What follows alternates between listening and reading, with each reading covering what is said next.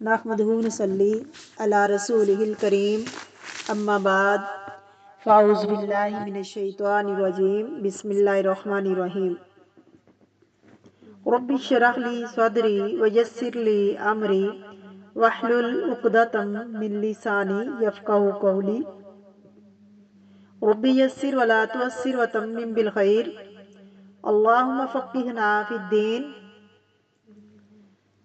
سورۃ آل عمران آیت نمبر 49، لفظی ترجمہ، روٹ ورڈ اور تفسیر۔ ورسولاً، اور رسول، الی بنی اسرائیل، بنی اسرائیل کی طرف، انی بے شک میں، قد تحقیق، جئتکم لایا ہوں تمہارے پاس، جاء یجیء سے، بآیۃ ایک نشانی، من ربکم تمہارے رب کی طرف سے، انی بے شک میں۔ اب آپ دیکھیں کہ انا کا معنی کچھ اور ہے اور انی کا معنی کچھ اور ہے۔ دیکھنے میں دونوں لفظ ایک جیسے لگ رہے ہیں۔ انا کیسے، کہاں سے؟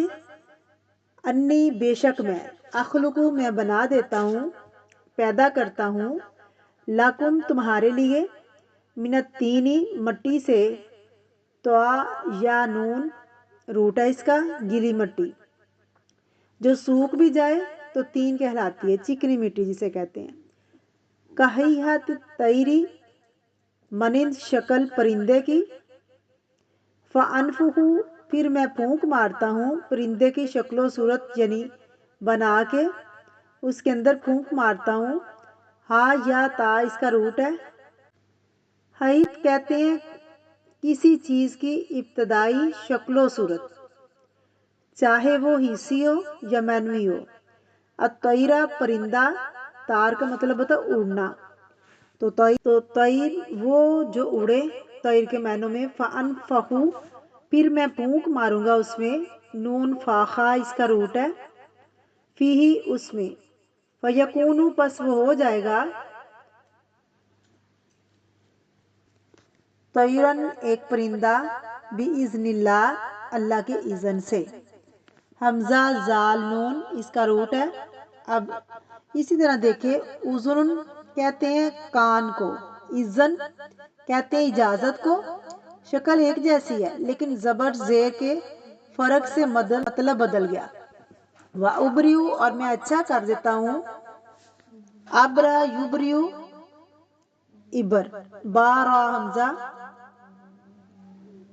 یعنی مکروہ چیز سے نجات پانا، بری ہونا، عیب سے مبرہ ہونا۔ الاکمہ، اکمہ کہتے ہیں اندھے کو، امیون بھی اندھا ہوتا ہے اور الاکمہ بھی اندھا ہوتا ہے، تو پھر دونوں میں فرق کیا ہوا؟ پیدائشی اندھا، مادر ذات اندھا، اور یہ کہا جاتا ہے کہ ایسا اندھا جس کی آنکھیں بالکل اندر کی طرف دسی ہوں، اسے بالکل نظر نہ آئے، بغیر آنکھوں سے پیدا ہوا ہو، اکمہ اسے کہتے ہیں۔ والابرص اور برس والا، کوڑی والا، برس کہتے ہیں کہ جسم پر سفید داغ کو، سکین کا پرابلم۔ اور واحیی الموتیٰ اور میں زندہ کر لیتا ہوں مردوں کو، موتیٰ کس کی جمع؟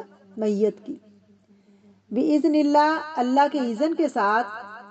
وانبئکم اور میں تم کو خبر دیتا ہوں، بما تاکلون ساتھ اس کے جو تم کھاتے ہو، اکل یاکل سے، وما اور جو، تدخرون تم ذخیرہ کرتے ہو، زال خارا ذخیرہ کرنا، مستقبل کے لیے بچانا، فی بیوتکم اپنے گھروں میں، بیت کی جمع ہے۔ ان فی ذالک بے شک اس میں، لآیتن البتہ نشانی ہے، لکم تمہارے لیے، ان کنتم اگر ہو تم، مؤمنین مومن۔ بسم اللہ الرحمن الرحیم۔ تفسیر۔ ورسولاً الی بنی اسرائیل، اور رسول ہوگا بنی اسرائیل کی طرف۔ اب عیسیٰ علیہ السلام آ جاتے ہیں، رسول کی حیثیت سے مبعوث کیے جاتے ہیں، لوگوں کو اللہ کا پیغام دیتے ہیں، معجزات دیتے ہیں، کہتے ہیں انی قد جئتکم بآیۃ من ربکم، اے بنی اسرائیل میں تمہارے پاس تمہارے رب کی طرف سے ایک نشانی لایا ہوں، تمہارے رب کی طرف سے کچھ معجزات لایا ہوں، خاص معجزات جو اس وقت کی ضرورت تھے۔ کیا تھے وہ معجزات؟ انی اخلق لکم من الطین، کہ میں بناتا ہوں تمہارے لیے چکنی مٹی سے، گیلی مٹی سے، کہیئۃ الطیر، پرندے کی شکل، پرندے کی شکل کی چیز، فانفخ، پھر میں اس میں پھونک ماروں گا، فیہ، اس میں، فیکون، پھر وہ ہو جائے گا، طیرن باذن اللہ، پرندہ اڑنے والا اللہ کے اذن سے۔ یہ میری طاقت نہیں، اللہ کے حکم سے۔ کہا جاتا ہے کہ اس وقت طب عروج پر تھی، میڈیسن بہت عام تھی، لوگوں کا علاج کرنا، یعنی لوگ سیکھ لیتے تھے، نئی نئی ترقی بہت ہو رہی تھی، لیکن یہ ایسی چیز تھی جو ان کے پاس نہ تھی، یہ کام وہ نہیں کر سکتے تھے۔ اس دور میں اچھے طیب ہوتے تھے،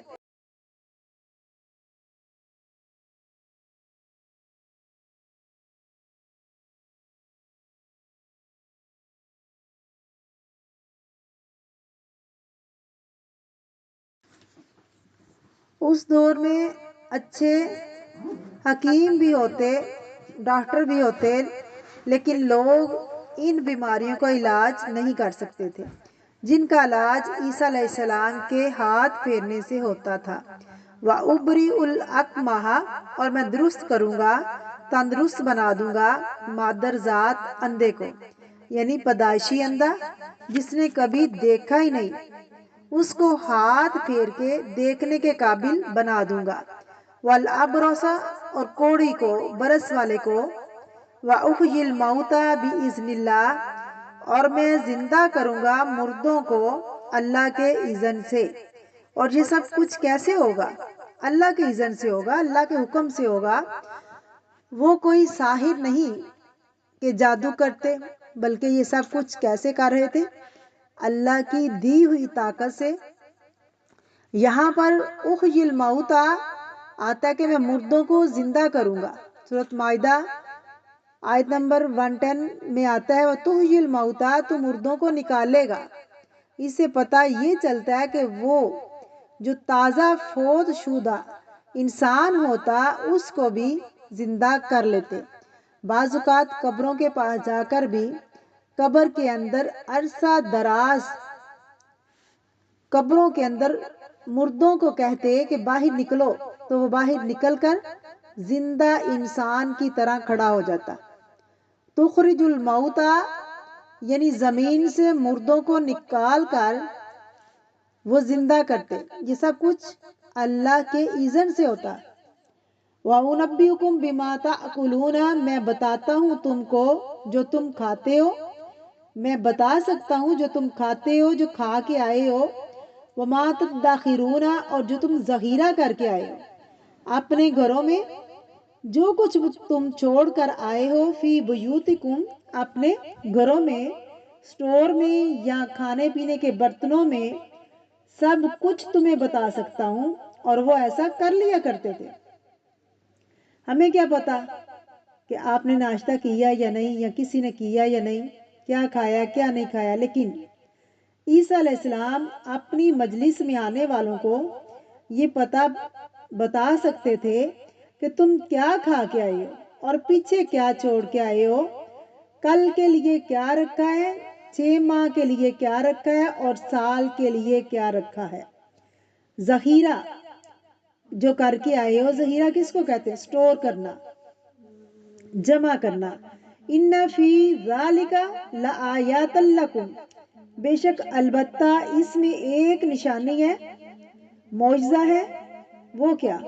لکم، تمہارے لیے، ان کنتم مؤمنین، اگر تم ماننے والے ہو، اگر تم ایمان لانے والے ہو، یعنی یہ ساری چیزیں دلیل ہیں تمہارے سامنے حق پہچاننے کے لیے۔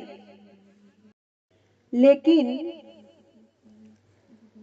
ایک شخص یہ ساری چیزیں دیکھ بھی لیتا ہے، معجزات دیکھ بھی لیتا ہے، اور وہ کہے جی میرا مزاج دلیل یہ ماننے کا انکار کرتا ہے، نہیں مان رہا، میرا دل نہیں مان رہا کہ یہ ایسا ہو، اور جس کا ذاتی وقار انا اور ہٹ درمی اور تکبر قبول کرنے سے اس کو روک دے، اس کا کوئی علاج نہیں۔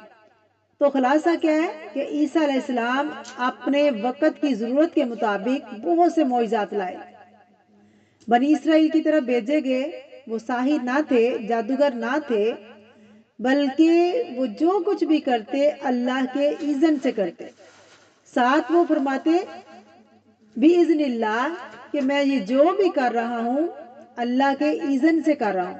انہوں نے یہ سب کچھ اللہ کے اذن سے ہی کیا، اور اس لیے بار بار بِإِذْنِ اللہ کی تکرار ہے، لیکن پھر بھی معجزات دیکھنے کے باوجود بھی چند لوگوں کے سوا کوئی نہ مانا، آپ ایمان نہ لایا۔ تو اللہ تعالیٰ ہمیں قرآن کو سمجھنے کی توفیق عطا فرمائے، آمین۔ وآخر دعوانا ان الحمد للہ رب العالمین۔ السلام علیکم ورحمۃ اللہ وبرکاتہ۔